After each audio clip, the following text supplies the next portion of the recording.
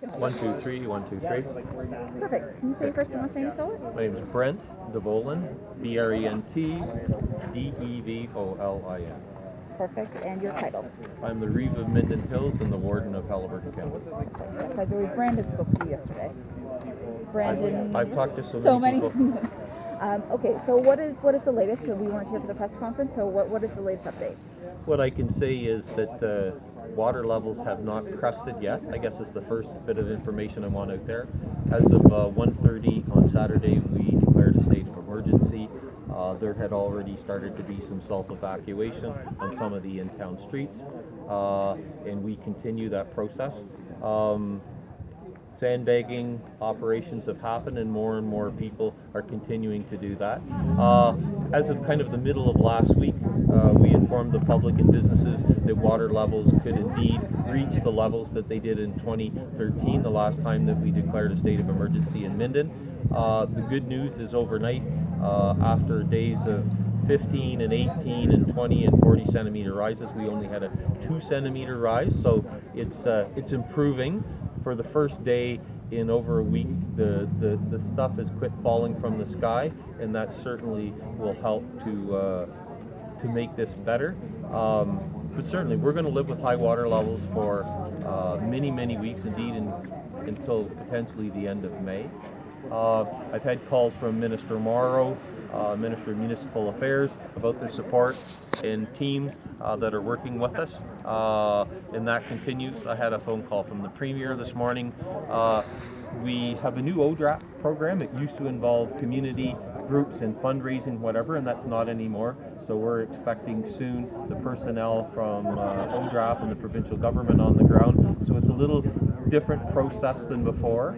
So what is ODRAP? Ontario Disaster Relief Plan, whatever. Anyways, it's the provincial.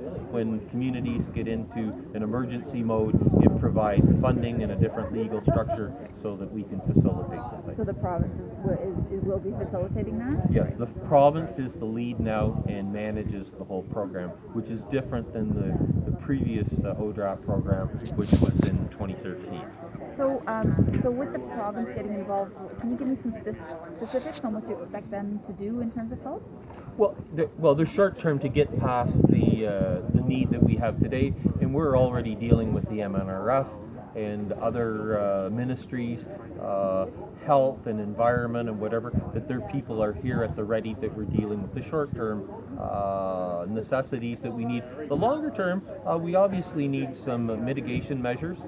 Certainly, we have started in Minden with some of those. We're doing drainage studies, but LiDAR mapping from the MNRF and some other mitigation measures in the river will need, as well as from the feds through Parks Canada and the Trent Severn Waterway. You know, they've had 3 rounds of infrastructure, of which we've seen some new dams that definitely have been beneficial to the water event of 2017, but there are additional ones that are needed as we go forward, and all 3 levels of government will be required to be involved in this. I expect to get the same commitment from the feds as we've got from the province.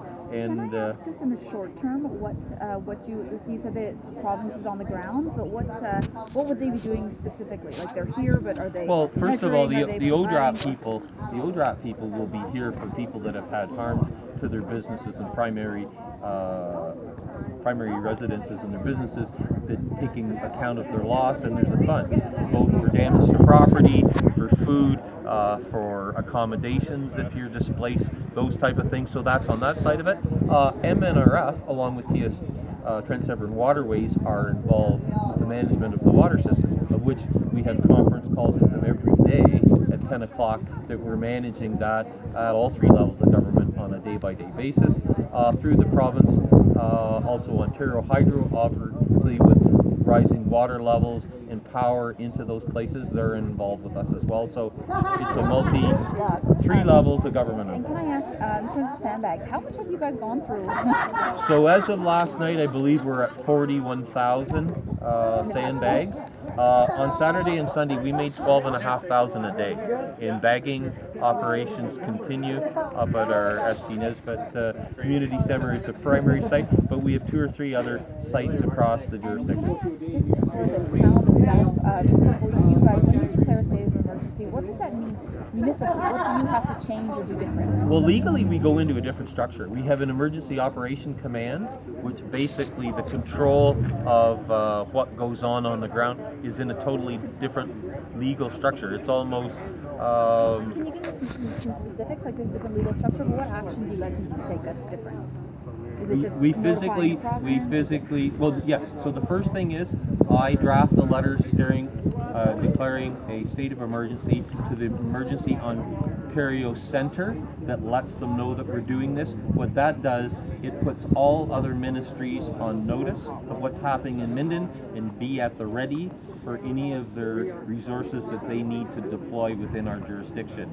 So that immediately happens. And then what about on the town level? What do you guys have to do differently? Well, what happens is that the legal function of what people do, so I'll use Mark Coleman, who is our Director of Community Services. He becomes our communications and media person. Changes, but yes. in terms of it's not, you don't have to go and start scooping out water or... Yeah, with the emergency program that we have in Ontario, we have adopted the province's IMS structure, whatever, which is very similar to what EMS and the police use and fire, whatever. So it puts us in a very parallel structure for how the province and their ministries respond to these sort of events, which is quite different than our normal municipal structure.